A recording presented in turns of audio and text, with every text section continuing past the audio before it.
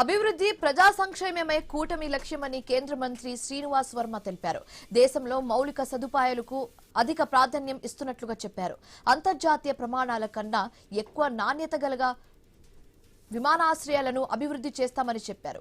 ఉడాన్ పథకంతో దేశంలోని చిన్న మధ్య తరహా ఎయిర్పోర్ట్స్ ను పెద్ద ఎత్తున అభివృద్ధి చేస్తామని శ్రీనివాస్ వర్మ స్పష్టం చేశారు. వీటి డిజైనింగ్ పై CM Chandrababu Naidu, deputy CM Pawan Kalyan ప్రత్యేక శ్రద్ధ కనబర్చారని తెలిపారు. దసరా నాటికి ఇంటిగ్రేటెడ్ టెర్మినల్ అందుబాటులోకి తీసుకొస్తామని పేర్కొన్నారు.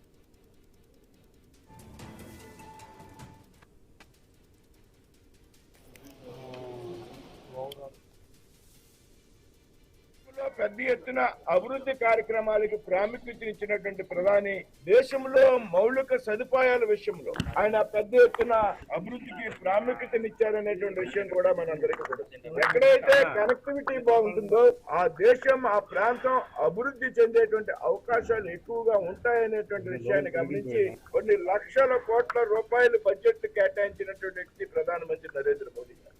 కాబట్టి ఇంత పెద్ద ఎత్తున ఈ దేశంలో ఇన్ఫ్రాస్ట్రక్చర్ కి అవకాశం ఇస్తున్నటువంటి ప్రయత్నం చేస్తున్నటువంటి ఎన్డీఏ ప్రభుత్వం నరేంద్ర మోడీ గారి నాయకత్వం. అదేవిధంగా విజయవాడ విమానాశ్రయంలో రాష్ట్ర ప్రభుత్వం తీసుకున్నటువంటి ఒక ప్రత్యేకమైనటువంటి యాత్ర ముఖ్యమంత్రి చంద్రబాబు నాయుడు గారు, ఉప ముఖ్యమంత్రి పవన్ కళ్యాణ్ గారి యొక్క నాయకత్వంలో దీని ఎలివేషన్ విషయంలో, దీని డిజైన్ విషయంలో ఏ విధంగా ఉండాలనేటువంటి విషయంలో ముఖ్యమంత్రి చంద్రబాబు నాయుడు గారి ప్రత్యేక శ్రద్ధ.